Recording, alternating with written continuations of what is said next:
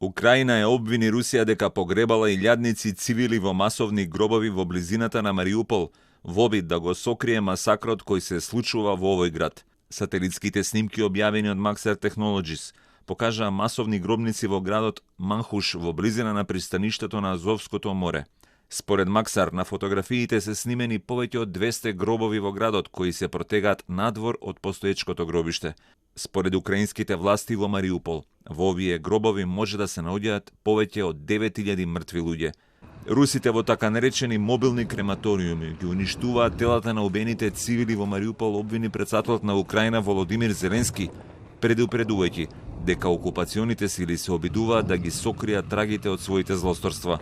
За час бойових дій Росії проти Маріуполя в місті загинули десятки тисяч українців. Ми навіть не знаємо точної кількості загиблих. І можемо не дізнатися, бо російські військові завезли у місто так звані мобільні крематорії. Спеціальні машини для знищення тіл людей. Окупанти зробили висновки з того, як світ відреагував на масові вбивства в Бучі. І тепер росіяни стараються приховати сліди воєнних злочинів.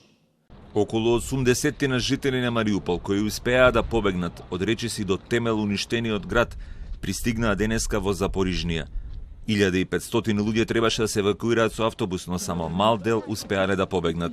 Речиси ништо не остана од нашиот град кој беше жестоко бомбардиран повеќе од 2 месеци, тврдат овие луѓе.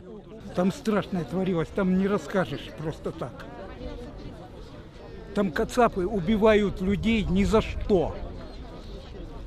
Если мир не примет меры, Запорожье ожидает то же самое.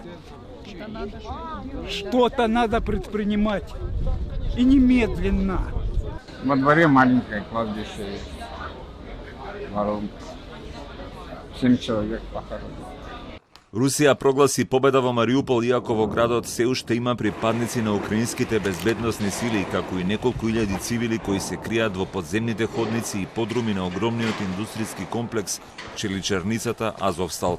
Станува збор за припадници на озлогласениот баталјон Азов, составен од членови на крајната украинска десница, кои руската пропаганда ги изедначи со сите украински војници, опишувајќи ги сите оние кои бранат својата држава како нацисти. Русија изрази подготвеност за хуманитарен прекид на огнот и евакуација на цивилите од Азовстал, но само доколку украинските сили го направат тоа што досега упорно го одбиваа, да кренат бели знамења и да се предадат. Но една од целите на украинските сили во Азовстал е да се спречи рускиот напредок во Донбас. В Мариуполе находятся наши войска, Азов, и они продолжают держать город. Да, это та крепость. И наши бойцы держат минимум 10-тысячную армию. Если сейчас они упадут, то эта 10-тысячная армия начнет подниматься с юга на север и помогать оккупировать Донбасс. То есть ребята в Мариуполе сейчас делают очень большую и важную миссию. Евентуалното пренасочување на руските сили од југот кон источна Украина само дополнително ќе го зголеми воениот притисок врз регионот Донбас, каде е фокусот на руската инвазија.